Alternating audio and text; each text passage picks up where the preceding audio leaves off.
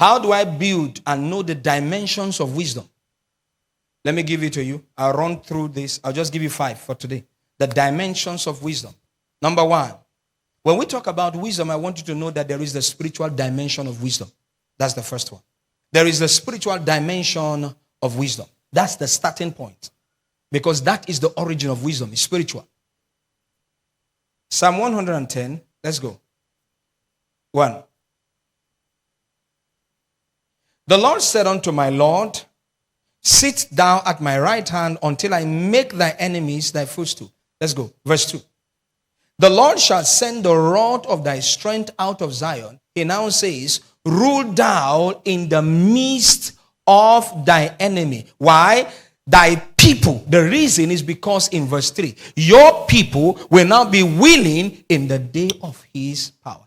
The day of his power there, that power is not just the power that compels men. One of them is the ability to look at things and say, where did this come from? Spiritual wisdom. That you look at how a man organizes things. Queen Sheba said, half of it was not told me. When I got here, what I saw took away my spirit. The organization I saw, they are a product of your wisdom.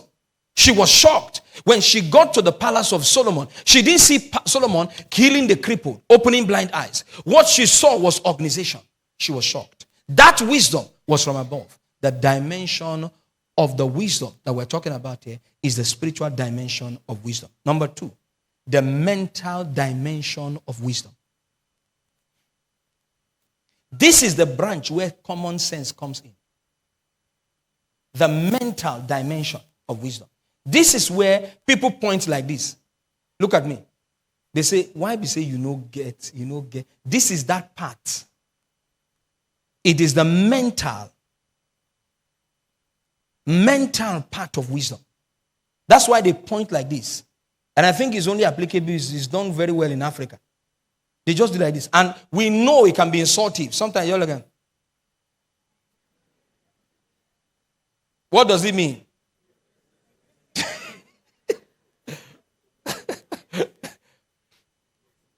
Sometimes they cannot talk to each other.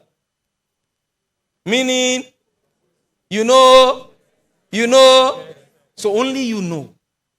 If you are from America watching us, you will not understand what I'm talking about. Maybe the one you have is like this. But here, we do like this. And the person quickly understands that this guy just insulted me.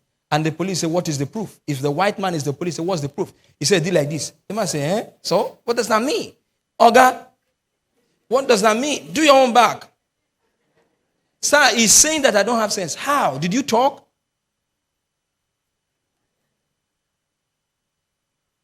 It's only in this part we use these things. What does that mean? My God. You are schooled in evil. To know the interpretations of things. The mental dimension of wisdom. What does that mean? It means to watch life and learn from it. This is where they tell you experience is the best teacher. And it's not. It's just sitting down to observe. Do you know that it is because of the chaotic atmosphere that people who marry more than 2, 3, 4 wives create that make people sit down and say, I will never marry more than one wife. Check people who came from homes, polygamy. You are shocked at the kind of life. So you vow, I will marry one. And for that reason, you find some brothers or some sisters taking their time to the point they even take over time, searching for the right person so they won't marry wrong and having to miss it and marry again. The mental dimension of what? Wisdom. You sit down to observe. Question now, do you want to, having observed that, do you want to have that kind of life? Number 3, the moral dimension of wisdom. The moral dimension of wisdom.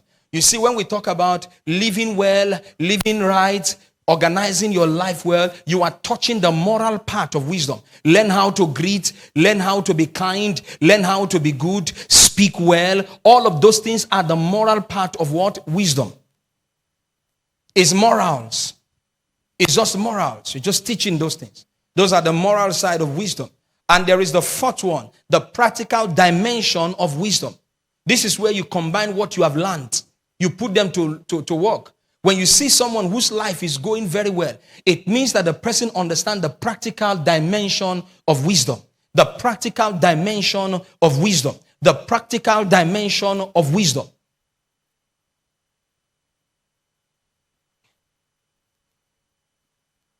Let us not fake it. It is not every lady that walks into your life that will multiply the money you have. Let us be real. They don't have the practical side of wisdom. Some people they come in to enjoy. They will diminish the money. You tell you, how can you just gather all this money? There are some sisters, I tell you, whether you like it or not, have made up their mind, they have vowed in their heart, they will never marry a poor man. First in their list, he must never be poor. They will be warning you before you make the prayer point as though you are the maker. Then they will now come back and say, the one that fear God.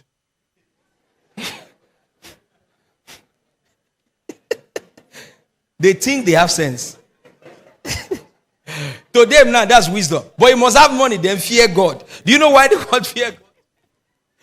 So that he will not chase another woman.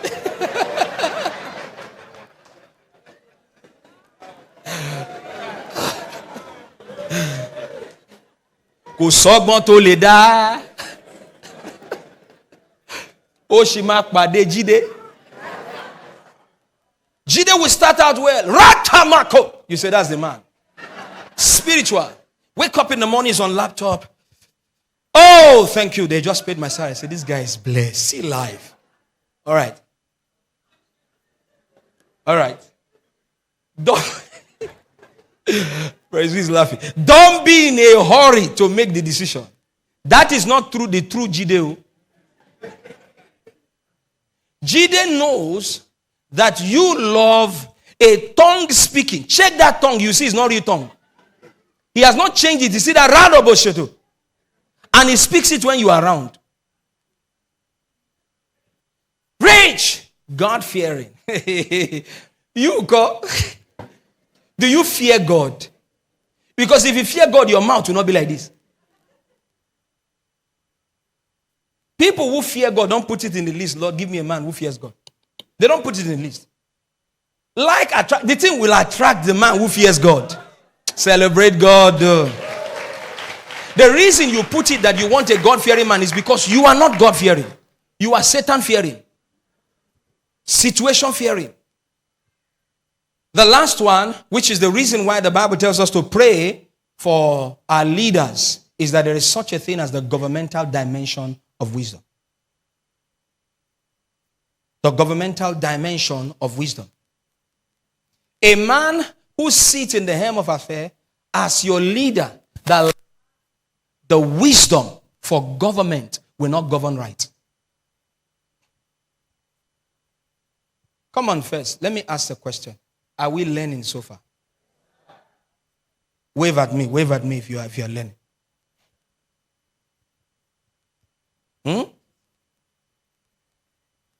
So if I come to your home and I see that everything is working, I see a workable wisdom. That's a practical wisdom. A practical dimension of wisdom that is normal. And your children are upright. It means there's a moral side of your wisdom that is there. Your son is not stealing. Your daughter is not abusive. That's why the Bible tells us a man who cannot put his home well cannot run the church. Is there. All right? Which means there is the side of wisdom he wants you to touch. These sides of wisdom. All of these things will make you a complete believer. That you being perfect, lacking nothing, thoroughly wanting nothing in every area of your life. So we put you in any position, you are able to deliver. Not because you are physically okay, but because you are mentally, wisdom-wise, you are okay.